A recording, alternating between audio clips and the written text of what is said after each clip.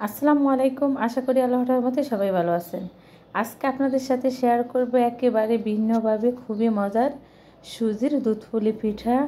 আর একবার খেলে এই পিঠার স্বাদ সারা জীবন মনে থাকবে, এতটা মজার হয়। তা আমি চুলার মধ্যে একটা পাতিল বসিয়ে দিয়েছি নারকেল 1 কাপ আর গুড়। মিষ্টিটা আপনারা আপনাদের স্বাদ অনুযায়ী দিবেন, গুড়ের পরিবর্তে এখানে আপনারা চিনিও দিতে পারেন। এখন দিয়ে দিব একটু পানি। আমি 1 টেবিল চামচ পানি দিয়েছি। আমি নারকেলের পুর তৈরি করে নিব। তো এই গুড়গুলো গলতে গলতে নারকেল থেকেও দুধ বের হবে, খুব সুন্দর নারকেলের পুর তৈরি করা হয়ে যাবে। আমি সামান্য একটু লবণ দিয়ে দিয়েছি। পানিগুলো অবশ্যই আমাদেরকে শুকিয়ে নিতে হবে নারকেলের। তা আমার নারকেলের পুরগুলো হয়ে গেছে, এখন আমি উঠিয়ে নিব।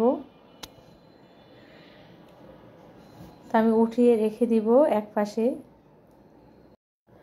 তো এখানে আমি 2 লিটার দুধ ঘন করে 1 লিটার করে নিয়েছি। এখন আমি দিয়ে দিব হাফ কাপ গুড়। গুড়ের পরিবর্তে এখানে আপনারা চিনিও দিতে পারেন, মিষ্টিটা আপনারা আপনাদের স্বাদ অনুযায়ী দিবেন। দিয়েছি একটু লবণ।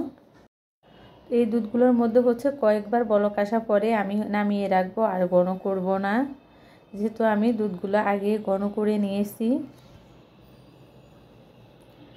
এখন আমি সুজির কাই তৈরি করে নিব। আমি এখানে 1.5 কাপ দুধ দিয়েছি। 1 কাপ সুজির জন্য আমি 1.5 কাপ দুধ দিয়েছি একটু লবণ।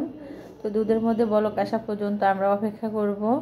দুধের পরিবর্তে এখানে আপনারা পানি দিয়েও সুজির কাই তৈরি করে নিতে পারবেন।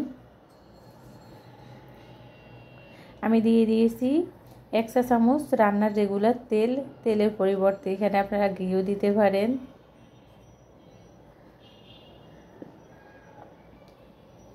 তো দুধের মধ্যে বলক আসার পরে এখন আমি চুলায় একটু লো হিটে করে দিয়ে তারপরে সবগুলো সুজি ছড়িয়ে দিয়ে দিব। তো এখন আমরা নেড়ে চেড়ে কাই তৈরি করে নিব। আর খেয়াল রাখতে হবে সুজিগুলো যেন সাকা সাকা না হয়ে যায়, একেবারে মসৃণ একটা কাই তৈরি করে নিতে হবে আমাদেরকে। আর পাতিলের গা ছেড়ে যখন আসবে কাইগুলা, তখন আমরা মনে করব আমাদের কাইগুলা হয়ে গেছে সুজির। তো এখন আমি চুলা বন্ধ করে দিব, কারণ একটু ঠান্ডা হতে হতে সুজিগুলো একটু শক্ত হয়ে যাবে। আর এই কাইটা বেশি শক্ত করা যাবে না, তাহলে পিঠাগুলো সফট হবে না বেশি শক্ত করলে।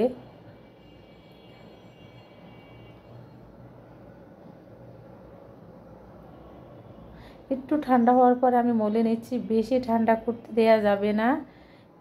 হালকা ঠান্ডা হলে আমাদের হাতের মধ্যে গরমটা সহ্য হবে, ওরকম ঠান্ডা হলে কাইগুলো আমাদেরকে মলে নিতে হবে।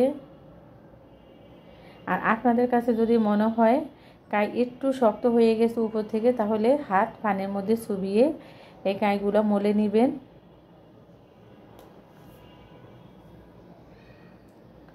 তা আমি একেবারে ডলে ডলে মসৃণ করে নিয়েছি কাইগুলো, দেখেন কতটা সফট হয়েছে। এখন আমি পিঠা তৈরি করে নিব।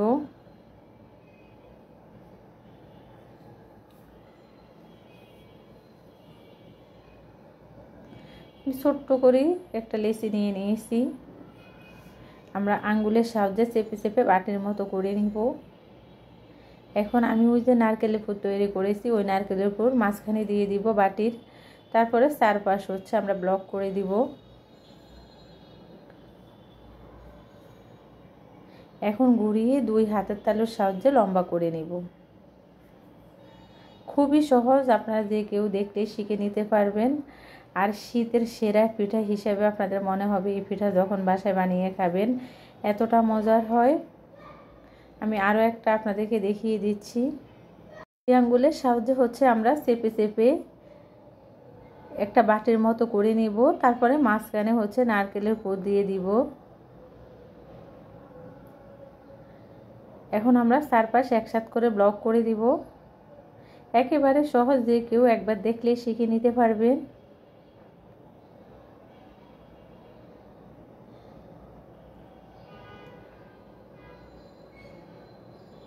তো এখন আমি একটু ডিজাইন করে নিব।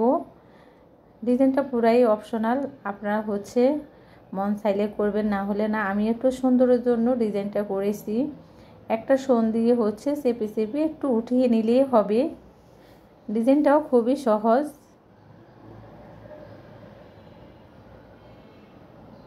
আর আমার এই পিঠার রেসিপি যদি আপনাদের ভালো লেগে থাকে প্লিজ আমার চ্যানেলটি সাবস্ক্রাইব করবেন, লাইক দিবেন, শেয়ার করবেন। দেখেন কতটা সহজ। সুজির এই দুধপুলি এই শীতে একবার হলো আপনারা বানিয়ে খাবেন, এই পিঠার প্রেমে পড়ে যাবেন, এতটা মজার হয়। তা আমি হচ্ছে আরও একটা পিঠা দেখিয়ে দিচ্ছি। একেবারে অল্প সময়ের মধ্যে অনেকগুলো পিঠা তৈরি করা যায়।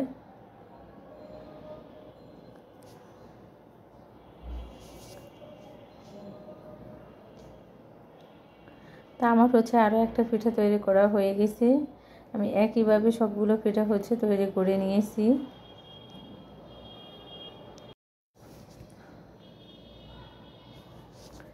তা আমি একইভাবে সবগুলো পিঠা তৈরি করে নেওয়ার পরে এখন এই পিঠাগুলা পানির ভাপে দিব। আমি রাইস কুকারের স্ট্যান্ডের মধ্যে একটা সুতির কাপড় দিয়েছি। সুতির কাপড় দেওয়ার চেষ্টা করবেন অবশ্যই, তাহলে পিঠাগুলা ভিজে যাবে না।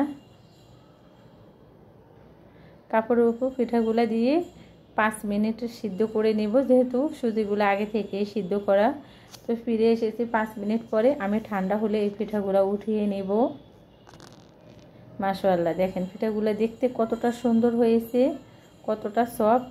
আপনারা যদি এই পিঠাগুলো দুধে নিয়ে না দিতে চান তাহলে আপনারা এমনিতেও খেতে পারবেন, কারণ এই পিঠাগুলো শুকনা খেতেও ভীষণ মজার হয়। পুরো 1 সপ্তাহ পর্যন্ত রেখে এই পিঠাগুলো আপনারা খেতে পারবেন। তা আমি 1 ঘন্টার জন্য রেখে দিব এই পিঠাগুলো দুধে ভিজিয়ে। ফিরে এসেছি 1 ঘন্টা পরে। মাশাআল্লাহ, দেখেন এক একটা পিঠা কত বড় হয়েছে। আমি এখন সার্ভিং বলে ঢেলে নিব। একটা পিঠা আপনাদেরকে কেটে দেখিয়ে দিচ্ছি কতটা সফট হয়েছে, আর খেতেও মাশাআল্লাহ অসাধারণ হয়েছে। বানিয়ে খাবেন, আর সবাই ভালো থাকবেন। আল্লাহ হাফেজ।